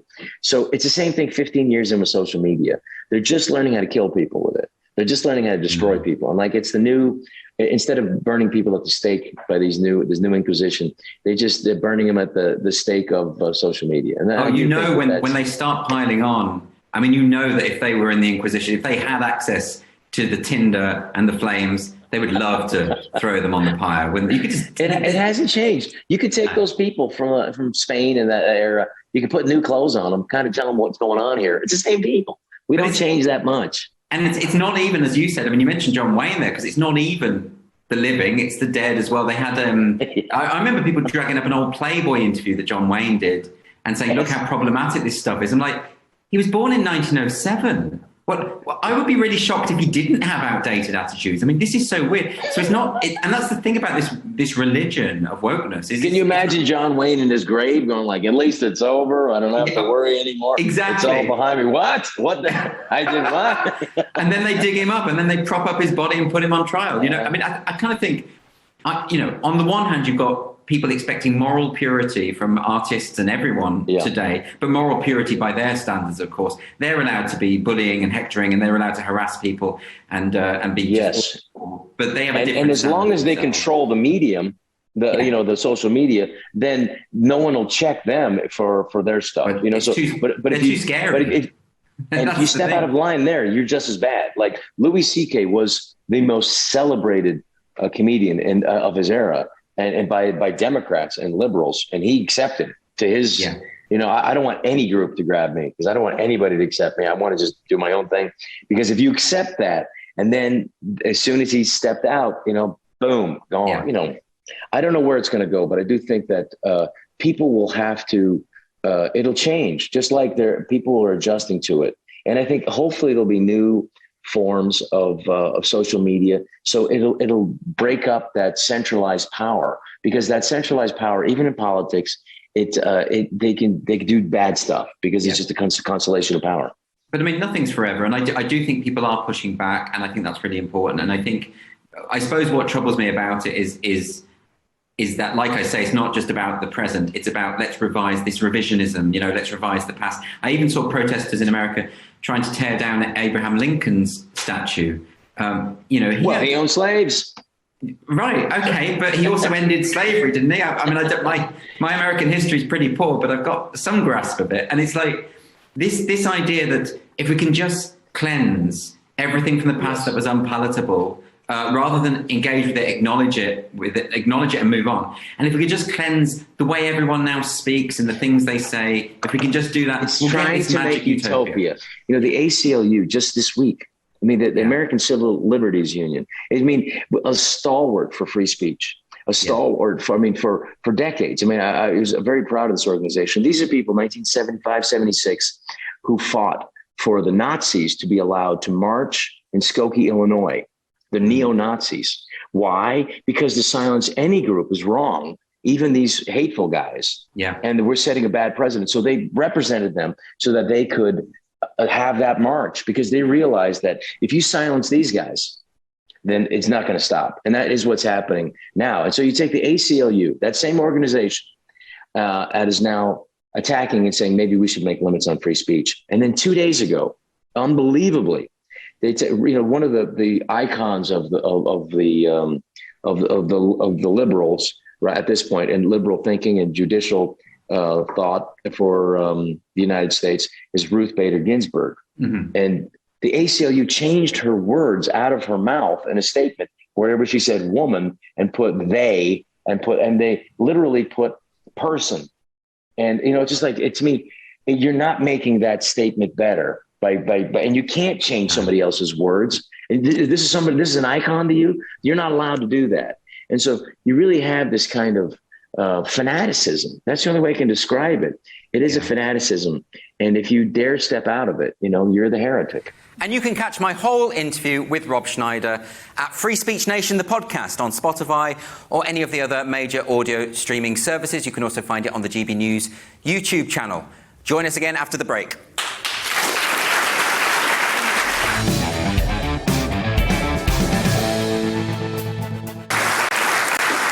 Welcome back to Free Speech Nation. Recently, I spoke to Vivek Ramaswamy, who is the author and entrepreneur. He's recently written a book called Woke Inc., which offers a really interesting insight from the inside about this relationship that there now exists between capitalism, corporate capitalism, and the woke movement. It's fascinating stuff. So this is what he had to say. The go woke, go broke thing is a little silly because some people phrase it as go woke, go broke. Some people say go woke or go broke. So, I putting the rhyming feature of that to one side, the thing I'm writing about in the book is a conveniently arranged marriage between capitalism and the woke movement, where what happened was after the 2008 financial crisis, big business needed cover. They needed to ultimately deflect the ire of the Occupy Wall Street movement elsewhere. And so they got in bed with a new progressive woke movement that said the real problem wasn't economic injustice or poverty, as the old left used to say, but rather was racial injustice and misogyny and bigotry, as the new left had started to say. That proved to be a godsend for big business, where they were able to go from being the bad guys to being the good guys if they simply said the right things, applaud diversity and inclusion, putting minorities on boards, and so forth. So that's actually the way this, I think, got supercharged with the potency of capitalism, where big banks and big businesses lent their money, but their legitimacy too, to the new woke movement.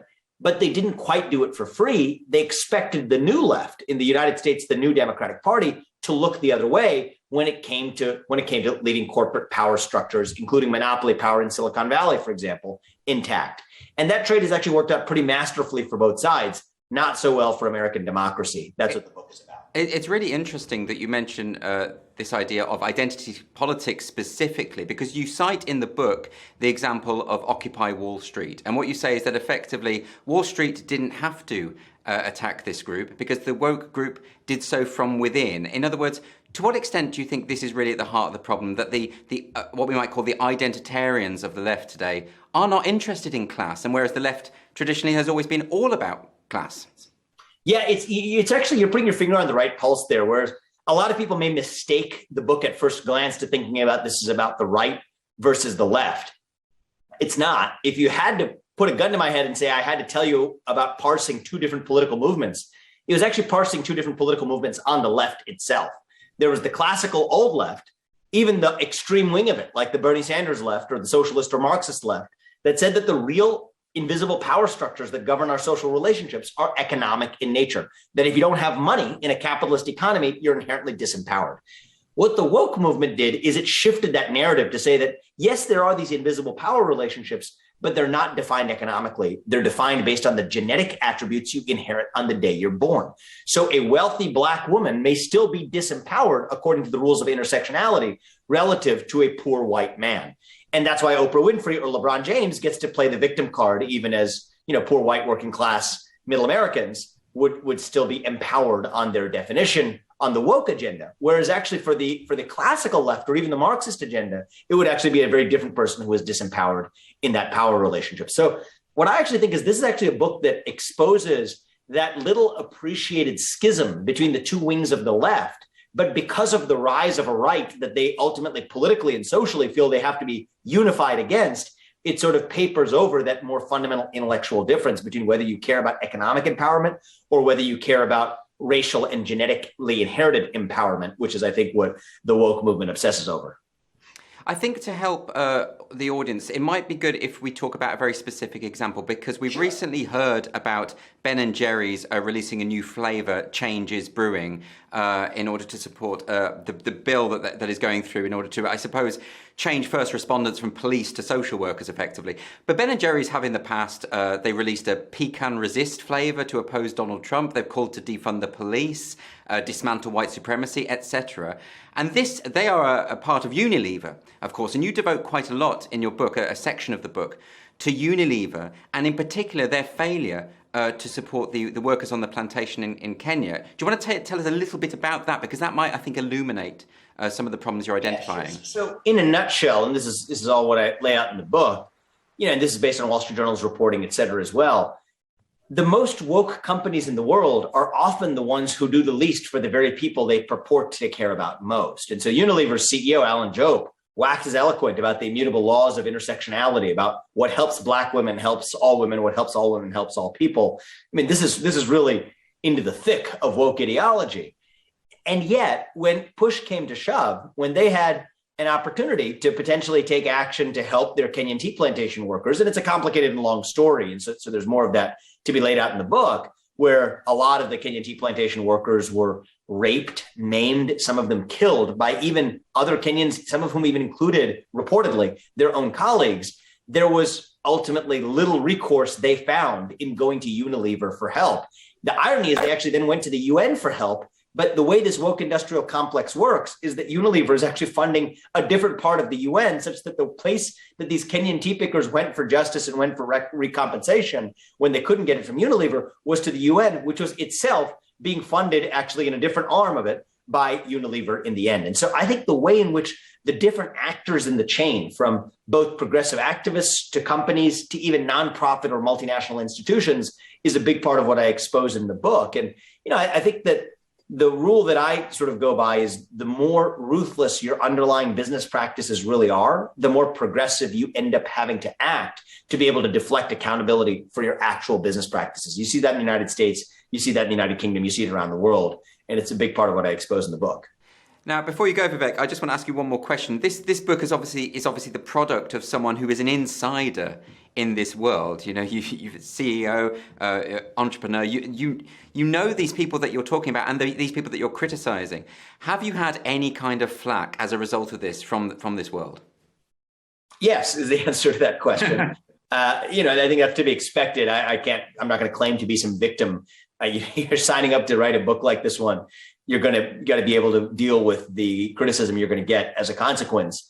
But at the end of the day, having lived the full arc of the American dream myself, I felt some sense of civic responsibility to really explain in clear terms with clear eyes what I see as going on. And I think that's the first step towards mapping a better way forward is seeing the problem with clear eyes and shining some sunlight on it. And I hope that it's the beginning of starting an open dialogue, one that we've missed for, I think, the better part of a decade, that is the first step to, I think, restoring our shared identity and our prosperity going forward, is to start talking openly again. And I figured the best way to do it was to actually start doing it. I wasn't really free to do that as a CEO, but now I am as an ordinary citizen. And I hope that you and others who listen and read it find it worthwhile. And you can watch the full interview with Vivek on the GB News YouTube channel. Right, it's that time of the show. I want to talk to you about your unfiltered dilemmas. We're going to be agony uncles here, right? Don't be nervous, it'll be fine, right? We can solve all of your problems in the audience here. Audience members have been submitting their problems and their questions, so we're going to go to a few of those now. Let's go first to Richard. Where is Richard? Yes, the problem's being Welsh. I really need some help from you guys. The problem really is people don't understand a word that I say, and it's really annoying. So any advice would be absolutely wonderful. Thank you. Okay, I didn't get a word of that. What was that? A bit awkward. Lewis, what do you think? You got any advice for how can Welsh people be more articulate? Well, was that not the question? No. I mean, because I'm not from this country. Wales is a different country, Lewis. Yeah, okay. So I'm not from England, so I'm not racist to the Welsh. Right. And one of the first jobs I had I was at the Glee Club in Cardiff, and I didn't know where I was. I just thought it's one country because it's so tiny and shitty. I didn't know I was in a different country, so I called the people English. Oh, no.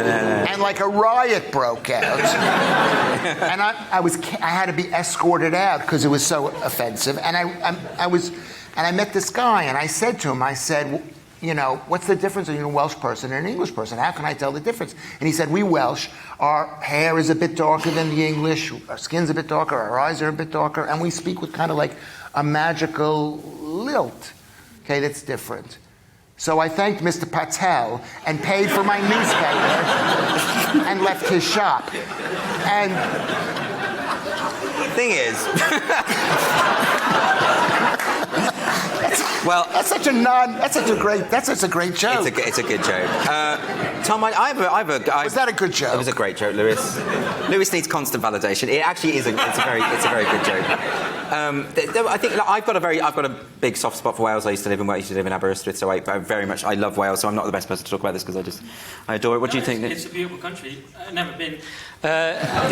Don't intend to, but no, I've done gigs there. Great country. You should keep your accent because I'm from Cumbria. I regret losing a lot of my accent. We used to say now, up, Lowland. No one knows what that means. So keep your accent, and if people can't understand you, just stay in Wales. That's Okay. Let's go to a question from Corin. Hi, Andrew. Thanks very much. I'm actually a student at the moment, and we talked a lot about whether students have the right to raise questions and whether academics can bring up controversial topics. I actually asked a lot of questions at my university. You know, I thought that was the point of going to university. However, I was called into the head of the department's office, who said to me, "Did you know coming into this class that you would disagree with your lecture?" And I said, yes, because what would be the point of not disagreeing with your lecture? I wouldn't come just to learn things that I already know. And she said, so why did you take the course then? As though a prerequisite should be agreeing with it. Corin, can I just ask, what you said to the lecturer, was it really offensive, or was it... No, it was simply asking questions. I just wanted to raise awareness of things that weren't getting covered, but it was certainly not anything that I would be ashamed to say to a member of the public. Well, I mean, clearly I think we're going to university, you're meant to be challenged and to challenge. I don't think that would be a particular problem. Do you, Lewis? I think the world forever. I mean, I know this is what your program's about, but it's just... You said that in such a dismissive way. When I went to school in the 1970s, I know I look amazing, but, you had to watch your step even then. Yeah. I don't remember there being much disagreement on the college campus that I went to. I mean, my experience is very different. Like, I kind of think that now what's happening is because students are paying more for their fees, they're sort of treating it a bit like a business in the sense that they can exert a certain degree of authority over the lecturers. You know, I'm not sure whether that's a change. I say drop out. Why universities have gone mental. And by the way, just as someone who's slightly older than you, you're not going to need it anyway, your degree. It's all nonsense. Become a tech entrepreneur. They do much better. You never use your degree. Drop out. That's what I'm saying. This is terrible advice. Real life is what about education for its own sake? No, you don't need it. Life's just, you can go on YouTube now. You know, it's all done on there. And by the way, with COVID, it's all remote learning anyway, right? So what are you paying for? It's absolute nonsense. No, life is much harder than you think when you're at university. But you look at Lewis. But you don't need your degree. That's the point. That's my point. Drop, because it's got, like you say, it's got so absurd. It's not a place where you can actually learn. It's an ideological factory now, as you found out. Very interesting. Let's go to another question from Catherine. Where is Catherine? 2 years ago, my eldest son was a gender-fluid communist. And now, age 20, he's a gender-critical conservative. But he's transitioned. He has. But he aspires to a career in the arts, in performing arts and dance specifically. And he knows that he has to stay in the closet to some extent, with his beliefs. And how would you advise him? Because I feel like he's in a position to really get people thinking, but then I think, oh, you got to earn money one day, son. So this is very interesting. So he has to come out as a gender-critical conservative. He has to come out with this idea that he's got these sort of views that actually most people share. You know, what would you say about that, Nick? Because well, you're not a conservative as such, are you? A bit right-wing, bit of that. You want me? No, I'm liberal. What are you? I'm a classic. A classical liberal? You don't even know what it is. Is what I've been told to say. I'm But here's the point, though, Nick. So I think what Catherine's daughter, unknown, is what is going through is this point about not being able to, or the fear of expressing the wrong opinion might damage his career. Is that not a legitimate concern to have? Well, firstly, I just want to say, make America great again. But also, I don't know. I zoned out halfway through the gender critical. It got very confusing. You're not allowed to admit you're a gender critical conservative. Is that the issue? So a gender-critical person is someone who acknowledges... I know what gender-critical is. Oh, don't worry, bro. I know what that is. Okay, fine. I'm pretty cool. What, are you conservative? You're confused about that? No, I was confused about the whole question. You're not allowed... What can he do as coming out as a... What Catherine is saying is that to come out as a conservative, as a young person in the arts... Right. I've got no idea about that. But I'm in an industry that's incredibly ideologically one way. So, you have to be very careful. Or not live in fear, just say what you want and accept the consequences. And you end up, as I've said before, only being able to work with Andrew Doyle. That's the only problem. That's basically it. And sometimes there even Lewis Schaefer. Fates, right? I mean, this is all right. You're enjoying yourself, Lewis, aren't you? This is my only gig. Do you think, though, I mean, you would recognise that it's difficult in the arts to express yourself freely sometimes in the current climate? You know what? I think it's, yes. Yeah, because you're clearly very reticent. You hold a lot in, don't you? I do. You know what? We all have to hold stuff in. Especially this time. But, the point I want to make is, like, in the McCarthy era period, people were out as, against the standard thing, and then 10 years later they were totally in. So I would say to your son, I don't know what the right answer is. That isn't helpful at all, is it, Catherine? You don't know. Speak your mind. That's the answer. Look, Speak you your two mind. are useless. I think, Catherine, honestly, that's the answer. No, the answer I think is just actually, Nick is right. Just say what you think. Like, I think that if more people just got together and said openly what they actually felt, then the rest of us might be a little less fearful of doing so. And I think there's something to be said for honesty, surely. Yes, but that doesn't mean that I'm going to speak up. No. Well, maybe that's a good thing. Let her kid speak up and pay the price. And a question from Tom. Tom, where are you? Okay, so my name's Tom. Now, I go to secondary school. I'm in sixth form at the minute. I'm in year 13. Now, obviously, with head boy, head girl at secondary schools. So, I have a friend of mine who has made jokes in the past about, sexist jokes, a bit, off the cuff. Maybe similar to, what happened tonight. So, and he, as a result of that, was told to resign as head boy. Now, I want to know your thoughts about, obviously... So a joke he told a long time ago, and the school has now said, you need to resign as head boy. So he's been pressured by a group of people at my school. Yeah. Who have then tried to pressure him out of, being head boy, obviously prestigious role, obviously going to university next year, and how would you feel if you were, and how would you respond to that if you were told to resign? It's quite difficult, isn't it? Because I think with the role of head boy, insofar as that you're representing the school, aren't you? And imagine he's very young, so this is probably quite recent, the things that he said. So I think it's slightly different, isn't it? Or am I wrong about that, Nick? Well, it's horrible. I mean, it's a terrible thing to happen. As I said to this young man, though, the great thing is it won't matter soon anyway, because he really cares about head boy in a few years. But it's obviously not a pleasant thing to happen right now. It matters to young people, though, of course, at the time. of course, it's horrible. It must be horrible. So, he should stand up for himself. I mean... Yeah. Well, what can you do? There's actually nothing you can do, because school is like a dictatorship, isn't it? So if the head says you can't be head boy, you can't be head boy, and that's it. I feel like it sort of builds up through school, and then it goes to university, and then it kind of goes... Yeah. But can I just say, he can still say on his CV, I was head boy, and that's still technically true. He was. Yeah. Right? And he doesn't have to do all the dreary stuff like hanging out with the local mayor. Hanging out in the lunch queue, whatever it is. He was head boy for 10 minutes, so what? He was still in the CV. You say I was head boy, fact. Yeah. Were you head boy?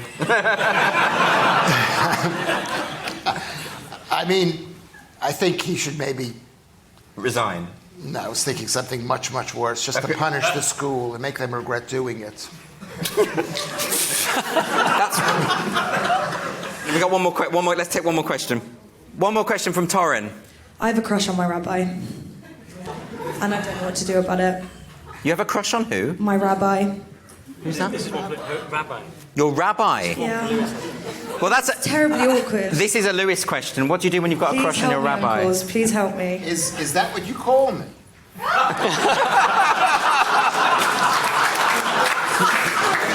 And on that note, this has been Free Speech Nation with me, Andrew Doyle. This was the week where plants were determined to be racist. Another academic was hounded on a university campus for thinking a little too freely. And Dave Chappelle was told he's being a little too funny again.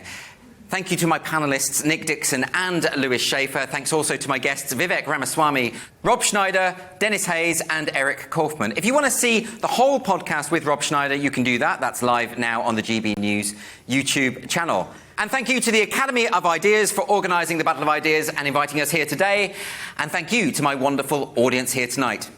See you later.